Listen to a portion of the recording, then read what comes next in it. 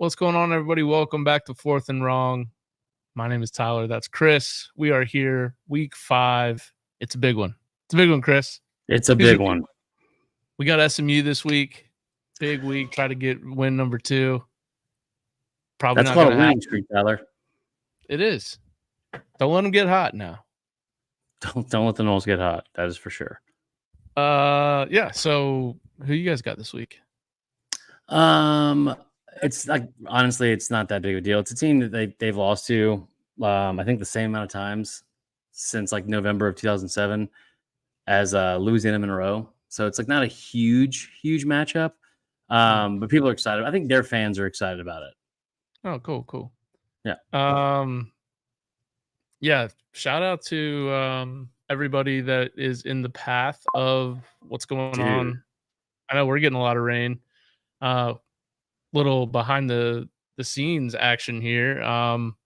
We thought we were going to the Creed concert tonight here in Atlanta until we realized we were going to get rained out essentially. So it's going to rain for like the next 3 days. But I know that the hurricane is only strengthening and it's about to go through the Panhandle tomorrow. So prayers to everybody that's down there that might be listening tonight. Going right through Tallahassee, which sucks. Got a lot of friends up, so we'll see what happens. But yeah, man. No easy way to transition, but we could start off some like lighthearted news. Okay. I mean, the kid from UNLV, like, what was that? Yeah, so now this is I saw just before we got on here that Bear Alexander just did the same thing at USC. So you said that another player did it. I assumed it was from UNLV. No, there is another player from UNLV that also did it. So now that all these people have played 4 games, they're basically probably hearing from their agents saying, well, if you stop playing now, then you can still get your red shirt and we can maximize the amount of years you'll be making NIL in college. So that sucks, dude. Yeah.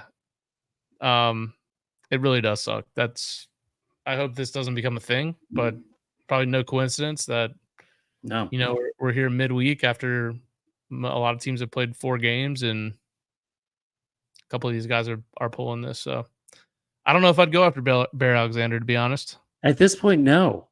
Why would you? Yeah. That's weird. I don't know. I mean, also the kid, I don't think it's his fault, but it's a kid that they said, I think they tried to delay it. It sounded way more like a Jaden Rashada type situation where they were going to, they promised him something. They didn't have enough money to actually pay him. Because I don't think he's wavered on his part of the agreement. But they did say that UNLV tried to reconfigure the way they were going to pay him multiple times, which sounds sketchy on their end. And I think one of the times is going to be they're going to pay him in a game check for $100,000, just like the NFL.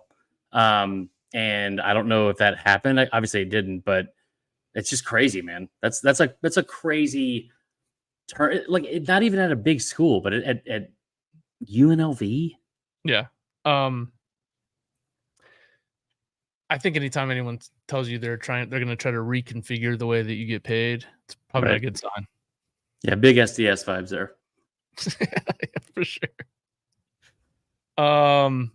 All right, well, it's a big week. Obviously, we've got Bama, Georgia, but there's a bunch of other ranked matchups, including I think maybe a potentially sneaky good one also in the 7:30 slate. But before we get into it, obviously we have angry fans. So light week last week because a lot of people had to buy, but this week you guys need to come out in full force, and there's going to be a lot of anger probably all week leading up. There's going to be anger after the game, even if somebody wins. So call us on the line, 770-674-8233. Again, that's the Angry Fans hotline. Call on game day. If you're pissed, you're happy, you're drunk, especially if you're drunk, give us a call. We'd love to play your voicemails on our next podcast on Sunday. If you're at Creed right now. That's true. If you want to call, if you happen to be at Creed, you're at Creed, you're watching this on your phone live on YouTube. By the way, if you haven't subscribed to the YouTube page, do it. It's a growing trend. A lot of people doing it. Over 500 subscribers at this point, which is great. Now we've had nights where we've had 2,000 people watching on here via Twitter, Wild. via Facebook. So all you guys need to go to the YouTube page, hit like, hit subscribe, and you'll get a notification when we go live, which is going to be every Wednesday and Sunday. Um, times varying, Chris. Times Well, varying. yeah, we were on with Drew Butler and Jake Fromm earlier. He's about to join us here in a second. Didn't love the vibes of talking with Jake before this game, mainly because it's like, man, I think he was 0-2 against Bama, but he torched Bama multiple times. And he was committed to Bama at one point. Forgot about that. That's true. Yeah. Also in the comments, I know we had a lot of Georgia fans. Tell us in the comments what y'all think the outcome's going to be. Give us predictions, all that good stuff. Yeah, we'll get to that game here in a bit, but let's start elsewhere before we get to the game because I know Drew Butler is supposed to join us for the coverage of that game. You want to start in the noon slate? Sounds good. Yeah. There's a good game there. Number 20, Oklahoma State, 3-1 at number 23, Kansas State. Also 3-1, Kansas State, 4.5-point favorites as of tonight on Wednesday. Total 54.5. What do you think about this game, Chris? So I think they're both coming off a loss, right? Yeah, both teams did not look great last week. Yeah. Oklahoma State especially, just like, I mean, got dominated by a Cam Rising-less Utah. The game's in Manhattan. I don't think Oklahoma State's had to leave Stillwater yet, so that'll be interesting. I don't know who I would pick in this game. I would not put any money on it. That's for sure. But I still say, the biggest strength for Oklahoma State is Ollie Gordon, and he's been kind of MIA this year. They have not gotten him going yet. Kansas State, I like that Avery Johnson kid, the quarterback, but losing your entire offensive line, or at least 3 of the 5 starters from last year, has been a massive, massive problem. I think that Kansas State just plays more disciplined football, and they're going to be at home. So I'll take Kansas State, but again, I would not put any money on it. Yeah, so a couple things here. This game last year, Will Howard threw 3 picks in the game. Right. And Oklahoma State, I think, gave Kansas State their first loss of the year. 5 of the last 6 between these two has gone under, so I expect maybe a lower scoring game, potentially. The home team has won 5 of the last 6 in this matchup, so I like that for Kansas State. What I love here, Kansas State 11-2 against the spread as a home favorite the last 2 years, 7-1 against the spread in conference games at home. I like that for Kansas State. If you look at the score from last week, so Kansas State lost to BYU 38-9. They scored 9 points. Unreal. BYU, yeah. I mean, it was at BYU, I get it, but it was a weird game. Kansas State actually outgained BYU 367-241. So there must have been some crazy shit that went down in that game that made it look a lot worse. But I know Avery Johnson had a bad game. He had a couple turnovers. I think Kansas State gets it done. They can't run the ball, dude. Ollie Gordon was supposed to be maybe the best running back in the country coming into the season. They're averaging 3.1 yards per carry against FBS opponents. Kansas State is really good at stopping the run. Because they've been so bad on the ground, Oklahoma State's been throwing the shit out of the ball. And they threw, let's see, how many yards did they throw for last year? Or they threw 39 passes against Tulsa and 44 passes against Utah. They're just slinging that thing. Yeah. Problem is their quarterback sucks. It's not good. They benched him against Utah. So I'm going to take Kansas State here, 30-24, slightly under, and Kansas State covers. I just can't get over that they look that bad against Utah without Cam Rising. Yeah, and Utah's it got talked about all week, but their record on the road has been terrible. They're really, really good at home. But yeah, that was a surprising. And I think it was 20. The final score was 22-19, but I think it was 22-3 at one point, and they tacked on 2 late scores. I want to say they scored first too, which is makes it even worse. Yeah. All right, next game. So you got Kansas State, but what was your pick there? I'll say Kansas State 27-23. Okay. So let's get to this one. This is runner up to Arkansas Auburn for drunkest game of the year every year. This game is always fun. Always in Arlington. Mhm. Arkansas is 3-1. So is Texas A&M. Texas A&M is number 24 in the country. Texas A&M currently a 4-point favorite. Total 51. What's your read on this game? One, two of the most exciting and like fun quarterbacks in the SEC to watch. They're not going to wow you with their accuracy or in like in the passing game or anything like that. But they are really really good athletes. Both dual threat guys that are explosive and like Marcel Reed is a little bit more twitchy. Whereas Taylor Green is kind of like long, lengthy. He's almost like he looks a lot like how Matt Jones from like the Arkansas days, like 20 years ago, how he Mhm. looks, just very long, lengthy strides. This game feels like it's always close. You know, you look at the schedule so far, and Arkansas should be undefeated, but they got Yeah. in their own way against Oklahoma State. I'm trying to think. Give me some of the numbers of the history of this game because I feel like it's not one sided, but there are streaks and trends that feel pretty consistent, whether it's like the over under or whatever. Let's see. It looks like no, there's not really a trend on the over under. I mean, over the last s- let's see, 6 matchups, it's 4-2 to the under. I mean, Okay. so maybe it's mostly been neutral site. How long have they played this neutral site forever? I don't understand No, why no, they do no. This that. is like I don't think they have. I want to say they've been doing it since at least 2015. It would make sense that they've been doing it since they came into the league, but I don't know if that's been the case. I mean, because it was mainly brought up because of Jerry Jones being Arkansas alumni and obviously his ties to being the owner of Jerry World in Dallas and all that kind of stuff. Here's what I'll say. I think that this is going to be a really fun game. I wouldn't say the over is necessarily the play because I thought it would be a week ago with Arkansas Auburn, and you saw how that turned out. Mhm. Again, two very, very exciting young quarterbacks that are going to make incredible plays, and they're also going to make a ton of mistakes. So I like Arkansas because I think that they have more home run hitting capabilities, but I think it's going to be really close. So I'm going to say Arkansas 31-28. Yeah, I like Arkansas to win outright too. I mean, they are 4-point underdogs, which gives me a little hesitation that we both like them outright so much. Fair. But I just like Taylor Green. And I don't know. I don't know that Marcel Reed, like he came in and played well against Florida, who has a terrible defense, and then played Yeah. against Bowling Green. So we'll It's see. I mean, a pretty Arkansas, close like Arkansas, game. yeah, the Bowling Green game, and they won 26-20. So I think I do like potentially lower scoring because I do like Texas A&M's defense. But I'm going to take Arkansas outright here. Um, let's see, what's the total on this game? 51. Yeah. I'll go 28-24 Arkansas. Ooh, okay. How about a sneaky good game here? Ooh, didn't have that on there, but Colorado UCF. Yeah. What are the odds on this game? Do you know? So let me try to pull it up real quick. I believe UCF is favored because I think they're at home. But you're talking about hold on, let me pull it up real quick.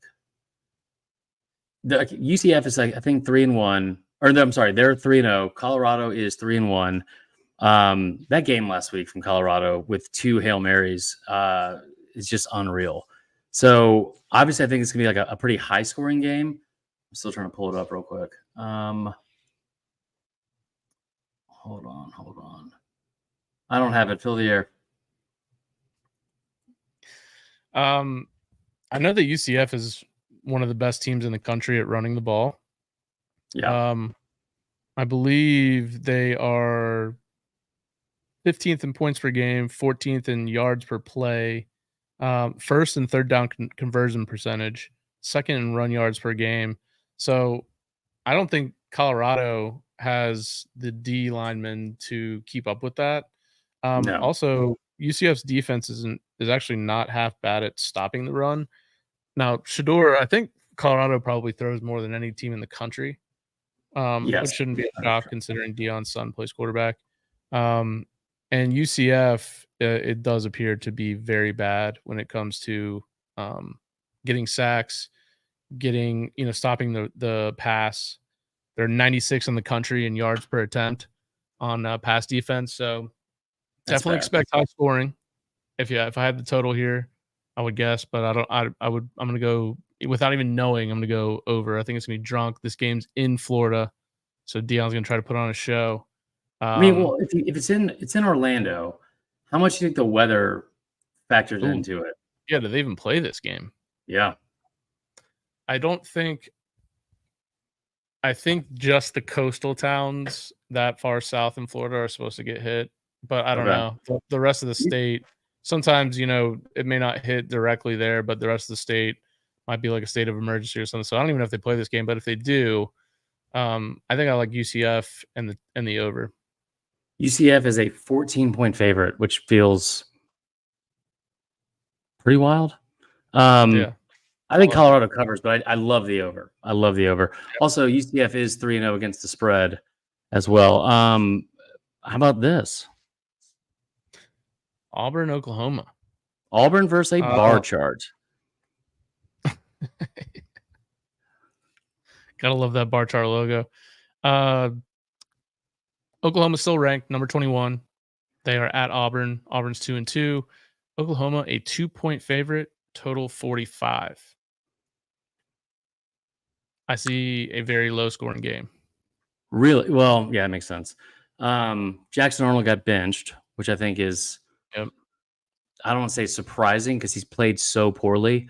I will say that replacing him with a true freshman on the road in their first road game of the year, Yeah, this I is don't their know first how road game. great of an idea that is. I I think this Auburn team still has the potential to be decent. I just don't know. I don't understand what has gone so wrong for them so far because I mean, you brought in all guys like Cam Coleman. You brought in like an influx of receivers that have been night and like I mean, it was the best, arguably the best receiving recruiting class in the history of recruiting rankings, and this is still the output or the end result. So I like the fact that they're going to be at home, and if the crowd can get up for it, then yeah, like I like their chances. But is the crowd going to get up for it? Yeah, I would think so. I mean, I feel like Auburn does it pretty good. First of all, at least it's not a 11 a.m. game. Right. It's 2:30. I feel like Auburn does a pretty good job of having good home attendance and good home crowds, even when they're mediocre. Um, I think Auburn really needs this win. Yeah. Um, losing to Cal and then losing to Arkansas, like I can kind of just feel the heat on Hugh Freeze a little bit. Um, People are questioning, his behavior after the game and blaming the players, and then, Right. What did you um, think about that? I mean, I think he's got a point, but n I don't know. It's tough when the kids are making money now. When it used to Right. be just a free amateur game, I mean, I think it was harder to throw a kid under the bus when you're paying a kid, probably, and especially a quarterback, probably at least six figures. If not some of these guys Yeah. 7 figures, you I feel like you have the opportunity to throw them under the bus a little bit when they're missing wide open guys in the pass game. I mean, it's just a And different there's ball. there's things that went wrong in that game that weren't necessarily the quarterback's fault. I mean, Cam Coleman had a ball that was tipped off his hands, and it wasn't a great throw, but like you still got to catch it, and ends up getting you know picked off. I think it was like either late in the third or early in the fourth. My thing is, I don't think he was necessarily throwing his team under or his players under the bus, but you're supposed to be the offensive guru and the quarterback whisperer.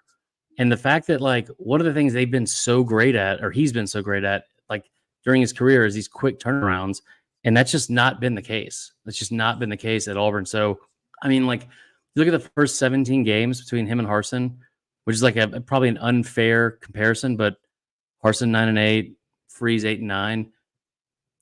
The other side of it is, I mean, like if you just don't turn the ball over 5 times, you probably could win at least one, if not two of those games. Yeah. Yeah, the turnovers are a huge issue. I mean, they're 116th in the country in turnover margin. That's unreal. Um, obviously Oklahoma I think they're 116th in the country in yards per play. It's so bad. I mean, their offense is really bad. Defense is good, always is under Venables, Defense is but like elite. Auburn is gonna have to figure it out because they got Georgia next week, then they got a bye, then they got Missouri, and then at the end of the year they have both A&M and Alabama. So they still have the hardest part of their schedule is coming up. Um, they haven't been impressive thus far against a far easier part of their schedule, and they've played Right. Alabama, A&M, Cal, New Mexico, and Arkansas, and they're 2-2. They played Alabama A&M. Yeah, that's Yeah. sorry if I said Alabama. Yes, Alabama, A&M. Yeah, that's So, that's the terrifying thing is, like, what happens when you actually have to leave and go play on the road? well, they'll find that out next week in Athens. Yeah, should be fun. Uh, I tell you what though, I'm gonna pick the upset. I think that they're gonna upset Oklahoma. I don't love the fact that they are starting a true freshman on the road. I think that they just make fewer mistakes and their defense. It'll be a low scoring game for sure. But I think yeah, Auburn pulls the upset. yeah, I do too, actually, because I think they need this game more. It's a home game. This is Oklahoma's first road SEC game. Um, I think I'm gonna go like Auburn 21-17. I like that. Still have not heard from Drew yet, but let's see here. What do you want to go next? Let's go What do we got in Louisville, the Notre chat? Dame. So, I mean, pitch this to me. Like they're both ranked in the top 15 or 16 in the country. Like this should be a really good game. Yeah, so number 15 Louisville at number 16 Notre Dame. Notre Dame currently a 6.5 point favorite, total 45, so another low scoring affair. So last year Louisville beat the shit out of Notre Dame. Held them to their season low in rushing. They had 28 carries on 44 yards, 1.6 yards per attempt. Notre Dame had 5 turnovers in that game. Sam Hartman had Yeah. 3 picks.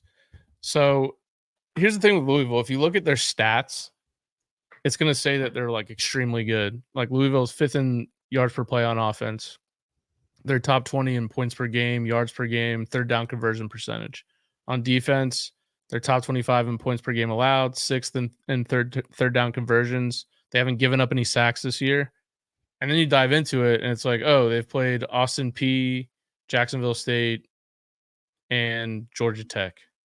That's bad. And against Georgia Tech, they barely put over 300 yards of offense. I think this is How? yeah, exactly. Riley Leonard, though, he's 104th in the country in yards per attempt. He's been really bad. They're 101st. Notre Dame is in passing yards per game. So this is all about the run game for Notre Dame. So along with Riley Leonard, Jeremiah Love and Jadarian Price all are averaging over 7.4 yards per attempt. So Notre Dame's killing it on the ground. Yeah. And their defense is really good. I think they get revenge on Louisville this year and they win 28-21, which puts that game over the 45 and also Notre Dame covering. It's at home. I was Yep. thinking about this today. There's a handful of teams around the country that we have written off just because mainly because we haven't watched them play a ton, but also because they've had at least one loss, right? I think LSU is one of those teams. I think that what's up, Charlie Edwards? I think Notre Dame is one of those teams. Michigan, maybe to an extent, because of what they were able to do a week ago. Their schedule is obviously still pretty difficult. But I mean, Clemson is another one as well. This feels like a situation where, like, Notre Dame has better athletes. Yeah. Marcus Freeman. Louisville's done a good job of bringing in athletes through the portal, but Sure. yeah, I think Notre Dame definitely has the better team as far as talent. The Riley Leonard thing is like shocking to me because I just assumed he would be way better in this offense. And honestly, I thought the offense itself would be way better because you bring in a guy that was incredible at LSU a year ago. And again, we brought this up in the preseason. It's not like Riley Leonard is Jaden Daniels by any stretch of the imagination, but like they have similar qualities in their game, right? And just throwing the football has been like not even just an Achilles heel. It's been really, really bad for them all year. Not just against A&M or good teams, but you saw it against Northern Illinois. So I think that the the Northern Illinois game, if you go back and look at it, they could have easily won that game. There was no reason for them to make some of the coaching decisions they made late in the fourth quarter that gave them the ball back.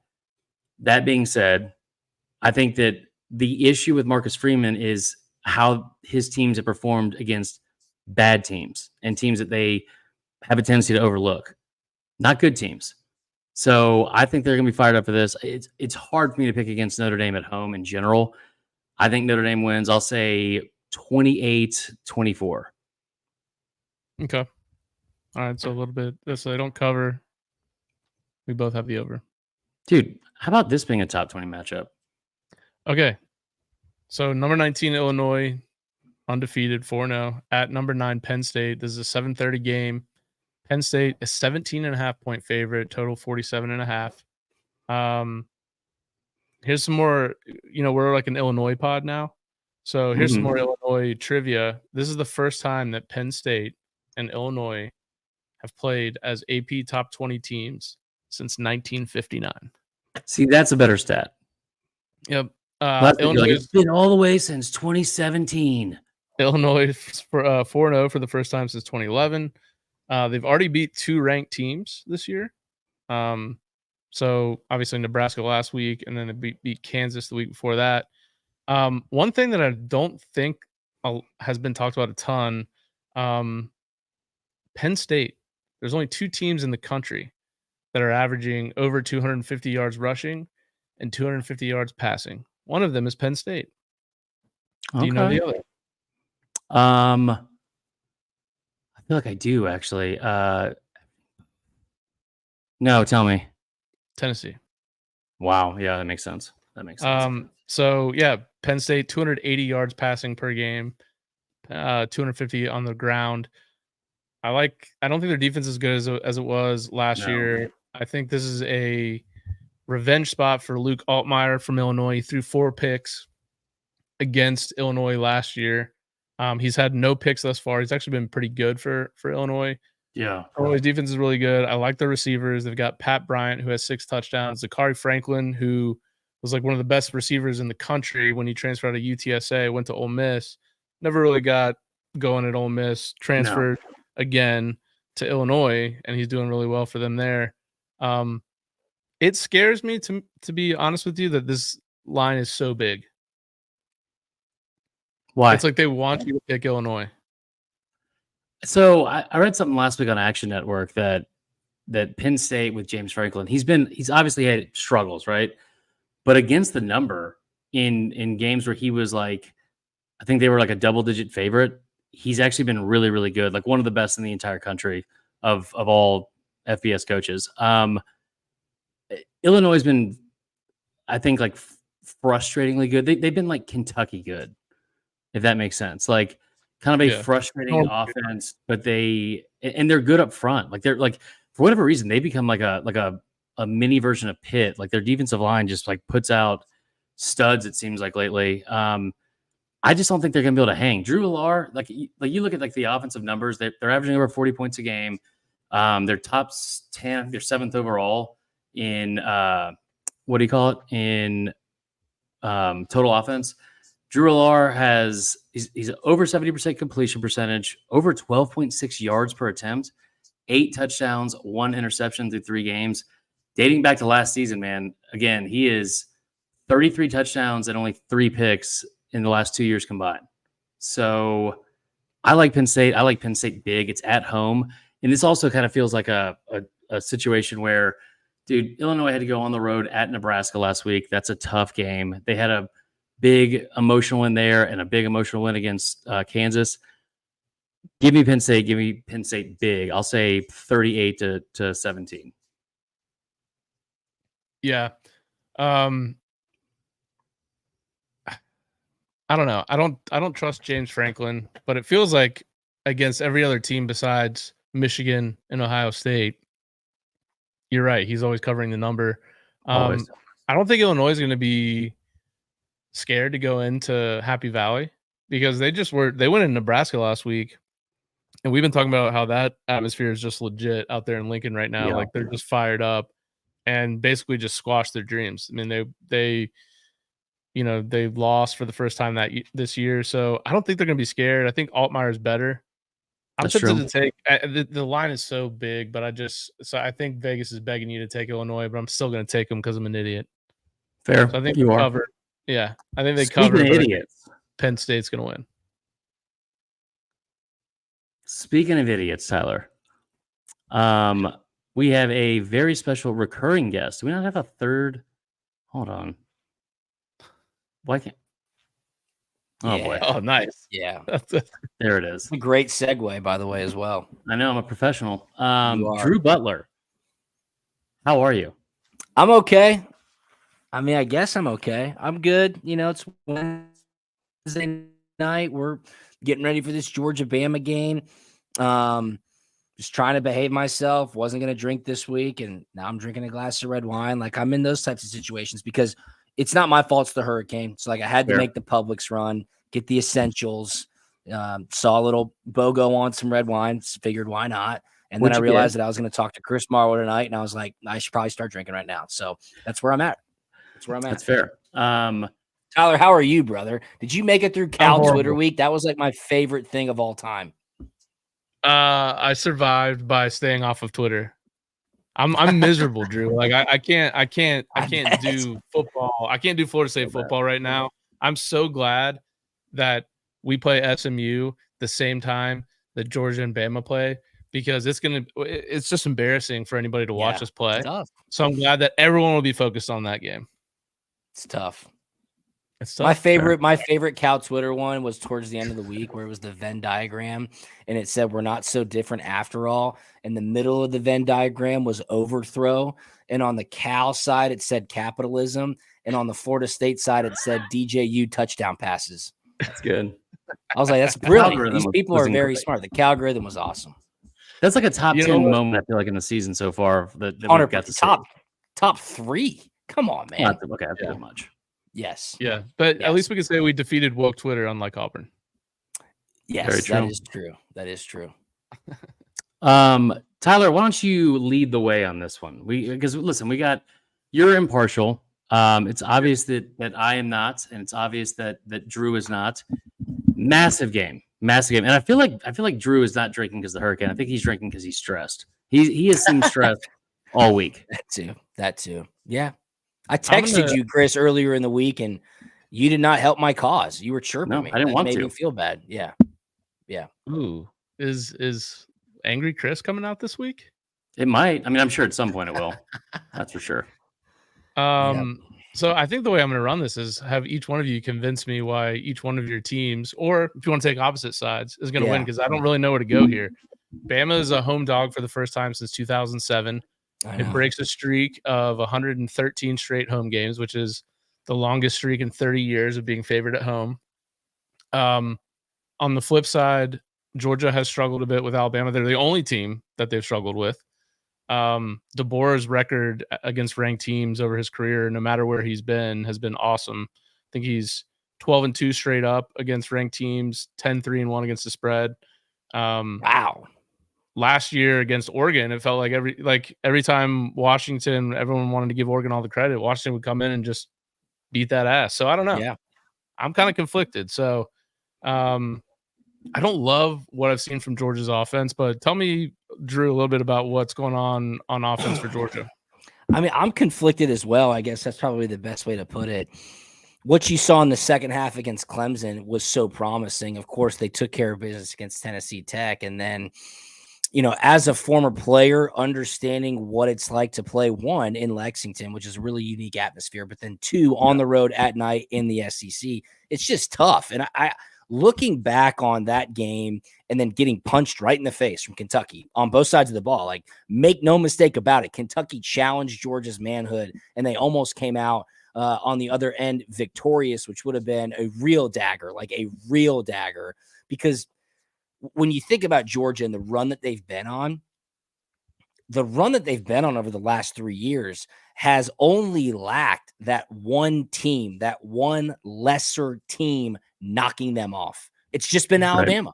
Like, it's just Alabama. It's just Nick Saban. It's these huge implication games like an SEC championship or like college football playoffs are on the line. So I'm upset that it feels different because there's a 12-team playoff. Like it feels different. You know, each team could lose this game, and it's like, okay, whatever. Like we'll probably see you in December. So that right there kind of irks me a little bit because we're so used to playing with so much on the line. I do think Kirby Smart internally can send the message to his team that there is so much on the line.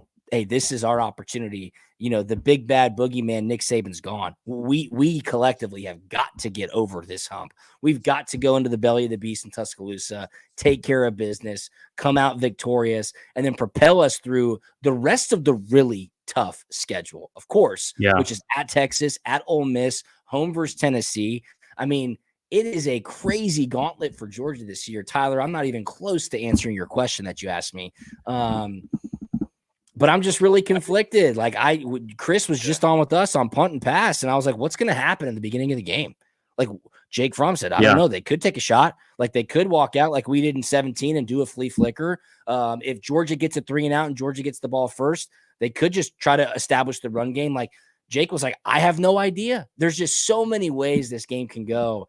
And I think that's what probably gives me a little bit of hesitancy as far as feeling one way or another, because I just, is it such a cop-out answer of me to say, I don't know? No, I mean, that makes sense. I mean, you're not a very knowledgeable person. Yeah, that's true. Thank you. I mean, like, I think that's fair. I do think there's so many variables in this year's game versus like previous years, right?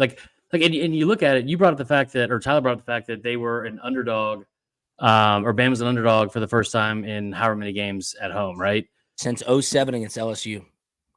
And that was that was a tough fucking game. Had a 7-point lead with 3 minutes left and lost by 7. Almost fucking impossible. Anyway, this game in college. Yeah, it was freshman year. Jesus. Bama went 6-7 that year. Okay, first off, we got like 8 kids between us at this point. Yes. Now Drew's got 5 of them, but yeah, exactly. No, but like over that same period of time, the number of times that Bama has been an underdog in general is like, I want to say 6 or 7, and Florida in 09 was one of them. I think Georgia in 15, ass beating. So like almost all the other championship games, ass beatings. I want to say one of them was, I think Clemson might have been a favorite in 2017, but like outside of that, it's been Georgia in every game, and it's been favored against them. And outside of that national championship game, obviously Bama has not only covered, but they've won outright. I don't know what to expect from Kalen DeBoer in this matchup against Kirby Smart. I do think that there's going to be a ton of overblown reaction about him in a big game, regardless of what happens. Whether they win or lose. Like, I mean, if they lose by 30, then sure, like by all means, like have if they lose by 30, then something's gone very wrong. You know, like there's been 5 turnovers or something's gone crazy if that happens. Right. Either way. I don't think like the home field advantage is big, but Kirby I think it's huge. Really? Yeah, because it's going to be rocking, dude. I mean, it's going to be rocking. I mean, it's 2 fan bases that do not like each other at all. And I think that Georgia has been waiting for a long time, to get this monkey off the back. And I know what happened in 2021. I get that. But I know that there's a deep-seated insecurity and fear that if it happens again, and I said this on Drew's show, I don't think that the college football world is ready to live in a world where Bama beats Georgia again with a new coach. Not like I mean, because now we're running out of excuses. Like we're out of excuses. So yeah, I love the fact that you brought up Kalen DeBoer and the numbers he's put up like against ranked opponents, 12-2 overall. I think one of those losses, by the way, was when he was at Fresno State. 10-3-1 against the spread. He's been 4-1 against top 10 teams. Drew brought this up on his show too with how he's matched up against Dan Lanning. Lanning was, I think he's 0-3 against him in the last 2 years, but the way that game played out has a lot of similarities of how Kirby has kind of gotten in his own way or gotten in his own head against Saban, where you make some of these weird coaching decisions and go for 4th downs that are probably at like unnecessary situations in the game. Does that play out? Like, I mean, but tell me where you think Bama has the advantage outside of the stadium. No, it's a great question. I mean, like a mobile quarterback, like that's an advantage. I would say that off the top. Um, here's what I'll say, and we literally just talked about it in these types of games where they're so evenly matched up. And I totally get what you're saying, Chris. Like if Kalen DeBoer and Alabama beats Georgia, Georgia fans are going to be demoralized. But it's not like Alabama's rolling out a JV team. They're the fourth ranked team in the country, right? Like they're a good football team, a very good football team. So you could easily hang your head high if you play a great game and you make mistakes and you lose by 3 on a neutral site like Georgia did in the SEC championship a year ago. But I'm going to go back to watching that Sunday night football game, Falcons Chiefs. Right before kickoff, Melissa Starks went up to Kirk. She's like, what are the keys to the game? And he kind of chuckled and laughed. He was like, well, you're going to think it's cliche, but we have to be great on third down. We have to run the ball. And we have to be good in situational football. Like, I cannot emphasize to college football fans enough in these high-profile games against top-ranked teams, that is exactly what coaches say. Hey, guys, be great on third down. Take care of the football. Let's run the football, protect our quarterback, and then we have to be great in situations. Like, that's it. That is how you win football games. I don't care who you're playing against. So after the game, you'll be able to look at the box score, and you'll say, what was Georgia on third down? How many turnovers did they have? Did they win the rushing yard battle? What do they do at the end of the half? What do they do in the last 4 minutes of the game? Like that is what will determine who wins this football game when these two teams are so evenly matched. So who has the advantage in those situations? You know, Carson Beck can execute a game plan. There's no doubt about it. Carson Beck is not very willy-nilly with the football. He knows what he's doing. Yeah. He makes sure he tries not to turn it over. Georgia situationally, you know, go back to what happened in Kentucky. Hey, we need a long drive, sustained drive, eat up clock, score a touchdown. They go and they do it. It ends up being the difference in the football game. Georgia's got a good kicker. So does Alabama. You know, it's going to like literally if I said right now, like whoever turns the ball over the most will lose the game. And I don't even care if it's one turnover. Like that is how evenly I think these two teams are matched up. And so, again, I'm not answering your question, but it's just, but like that's how much of a head spin I'm in. You're piggybacking off that real quick. You'd be a great politician, just long answer, doesn't actually get to the point. Yeah, exactly. Perfect. Exactly. So all the points you just made, you look at last year's game, and it's exactly what played out. Like Bama didn't have a single turnover. Georgia had one, but it was inside of their 20 late in the game. Because that's one of the things that's so weird about this game. Like the last two times they've met in Atlanta, at least, is Georgia's had the lead, right? And Bama has still obviously come back. It wasn't a big lead, but it was like they scored first. It's 7-0. I think 2 years ago it was 10-0 or whatever it was. But the third down thing, like Georgia's a team from a year ago that was the best in the entire country in third down conversions. They were over 55%. You look at this game, they were 4 of 12. Yeah. I mean, just could not sustain drives. Now you look at this year, and you know, I think that one of the things that stands out to me the most is Georgia's one of 3 teams in the entire country without a turnover. They've given up 2 plays all year over 20 yards. And if Bama's offense, Bama lives and dies by the explosive play. Right. So how do you defend against that? Like you got to get to Milroe.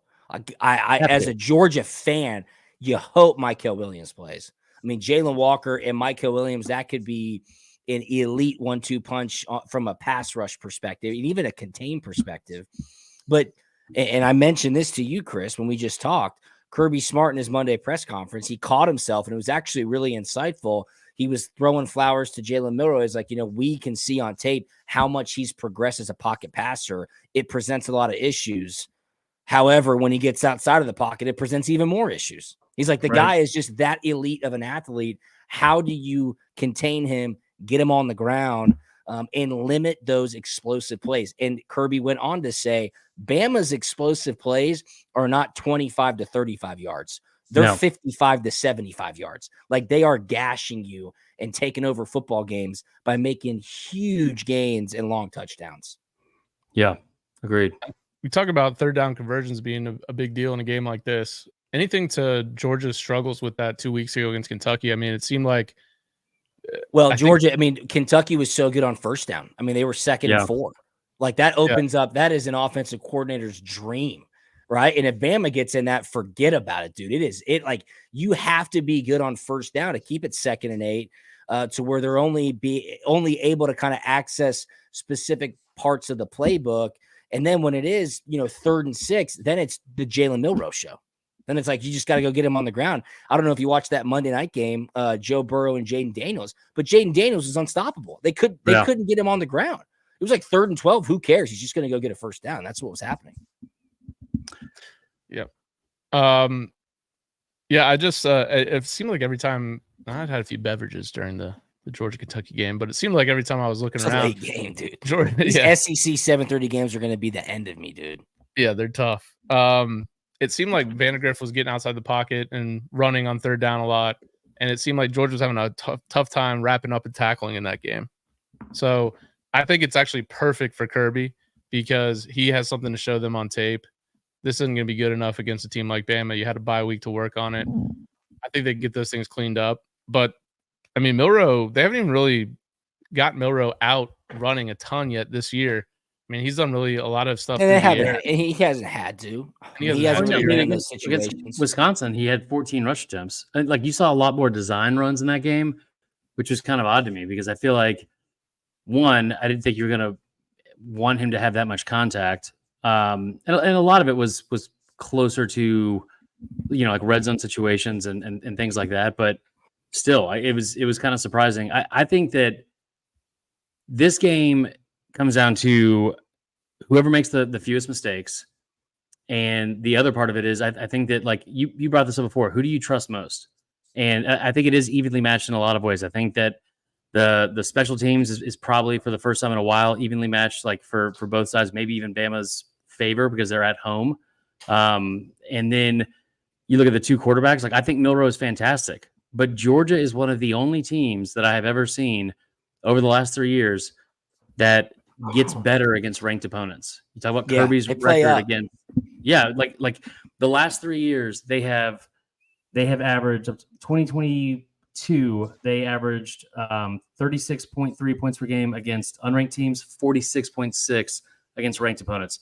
Last year they averaged over 41 points per game against ranked opponents. That's 2 more points per game than against unranked. This year they're averaging 34, and obviously the one game against Clemson, but that's also higher than their average against unranked opponents. So Kirby Smart with a week off, 8-1, all 8 of those wins by an average of 20.9 points per game. Yeah. They don't have a turnover.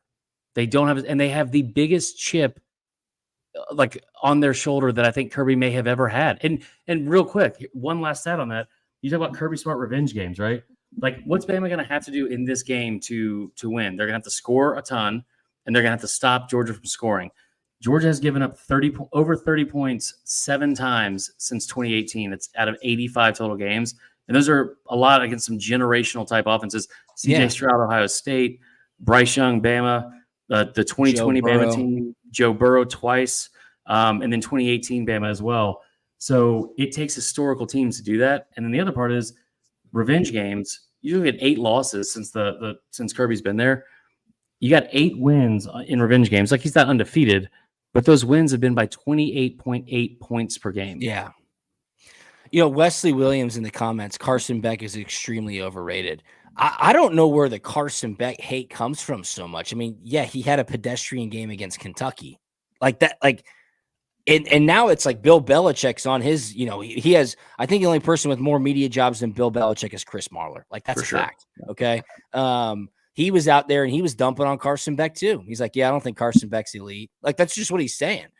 Which I found to be kind of interesting. You're like, okay, well, he's probably going to be a top 10 quarterback, but like the guy had one pedestrian game. People are just absolutely throwing him to the wolves.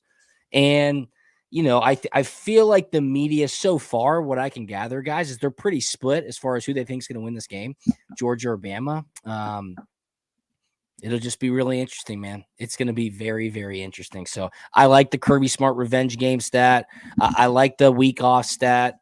And I like just maybe, Kalen DeBoer's butthole gets a little bit tight in a situation like this. This is a big game. Butthole out of it for sure. It's a huge game. All right, let's go predictions here. I'm going to go last.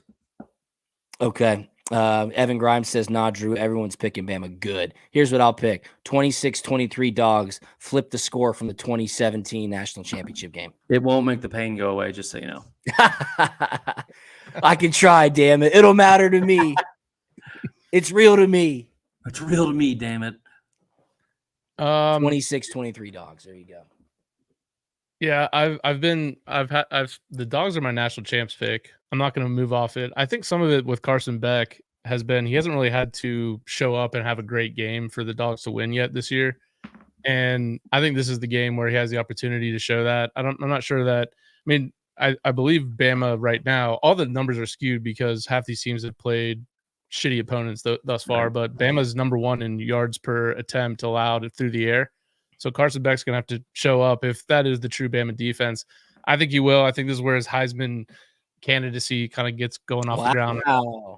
Yeah, I'm going to take Georgia here. It is going to be lower scoring. I'm going to go 20. What'd you go? 20. There you go. Look at that. Yeah, mine's Come on, back Marler. there. Come on, Marler. Mine's signed by the entire 2007 Florida State team that I believe barely made a bowl. So, hell yeah, brother. I'm gonna go Georgia by 3 as well. I'll go 27-24. Was that your score? 26. No, I said 26-23. Yeah. All right, strap in. I was very excited about the potential of Georgia losing that game against Kentucky. Anytime that fan base gets held in check and has to humble themselves, I'm all for it. I respect the shit out of Kirby. I respect the shit out of this program. I like a handful to a couple dozen of their fans.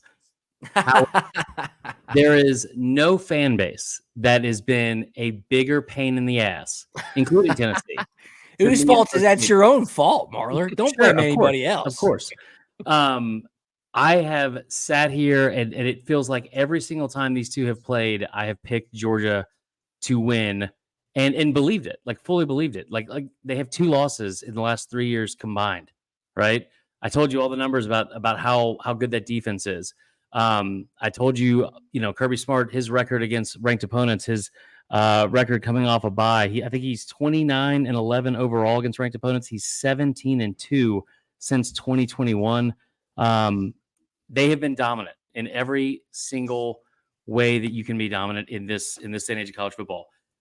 I think that Bama is going to be better than people think. I think they could score in chunks, right? Like I think they have the ability. Like this game could be close or they could be behind, and you can look up on the scoreboard and all of a sudden they put up 20 points or more in a single quarter because they are going to air the ball out. They are going to take a ton of shots deep.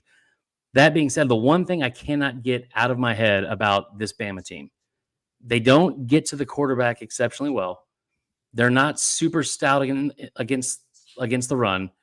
And the biggest thing is they are so young and thin at defensive back. They've got some guys that are going to be studs. Like 3 years from now, we're going to look up multiple first-round pick type deals. Like they're 5 stars out of high school. Yeah. But they are so young and they are so thin. And if you watched any of their games, you have seen guys running free over and over and over again. The problem is you had TJ Finley and Byram Brown or whatever his name is from USF. They could not seem to hit anyone at all in either one of those games. I think that Bama is going to come out and have a couple of surprise plays early. The run, I think Justice Haynes and Kendrick Law will be big factors in this game. But the thing I keep going back to is as soon as the clock hit 0 a year ago, everyone in the world, but especially everyone in that locker room, knew that 3-point loss or 4-point loss, whatever it was, kept you from winning a three-peat. And Kirby Smart wants to come in and flex on everyone, but especially on the guy that replaced his, mentor and predecessor and all that kind of, or not predecessor, but like his former, what's the word I'm looking for here, Drew? Mentor. Yeah. I think that the moment that they barely beat Kentucky, ESPN FPI screwed this entire thing for Bama because they immediately said it went from being one game that Georgia was going to lose to 3. Ole Miss, Bama. Right. Yeah, right. It's unbelievable. Like I'm looking at it right now. They have Bama with a 66% chance to win. Georgia doesn't make mistakes. They don't turn the ball over at all. They haven't given up a single point or a single touchdown, and they haven't given up a single turnover all year. I think they force at least 2 from Bama. I think Georgia wins 31-20. Wow. And I have to probably get a new Twitter account again. Michael Castleberry does bring up a good point, because I think you could attest to this as well, Chris, and of course you, Tyler. He says, Drew, doesn't it worry you that this isn't a must-win for Georgia? No, it's not a must-win, and it's not a must-win for Alabama either. That's what the 12-team college football playoff took away from college football fans. Like, the urgency in this game is just not what it used to be, and that doesn't sit right with me. It just really doesn't. So take that for what it's worth. Well, that's my pick. I hate it, but that's the pick. All right. Well, Bama tends to do well when you emotionally hedge and pick Georgia. No, yeah, it's an emotional. Tyler, no, that's not why. That's exactly what it is. All right, Drew. Where can the people find you? Well, boys, thanks so much for having me on the show. Thanks for letting me talk through this. It's like a therapy session with you guys. You have been stressed, brother. They can find me at at Drew Butler on X and Instagram. Podcast is at Punt and Pass, or Punt and Pass wherever you get your podcasts. And then if you're in Atlanta, I'm on the radio 92.9 The Game. So check me out. Oh yeah, love it. Thanks, man. Thanks for stopping by. Boys. Good luck this I weekend. appreciate you guys. Yeah, cheers, everybody. Have a great weekend. Yep. See you. All right. I hate it. So we all picked Georgia. All pick Georgia. What could go wrong? Yeah. I think that's bad news for Georgia fans, personally. I hope so. Before we go, let's give one more reminder to angry fans. I feel like this is going to have a multiple call from yours truly on Saturday night. I hope so. The number is 770-674-8233. Again, that's the Angry Fans Hotline. Give us a call this weekend. Keep your messages short, 30 seconds to a minute. We'll play as many as we can on the pod on Sunday on the recap show. Chris, good luck this weekend. Good luck with everybody with the hurricane. I know we got a lot of listeners in Florida, Georgia, Bama. I know the hurricane's coming this way. So everybody stay safe. Hopefully your team wins. God bless the USA. Anything else, Chris? That's it. All right. Good luck this week. See you.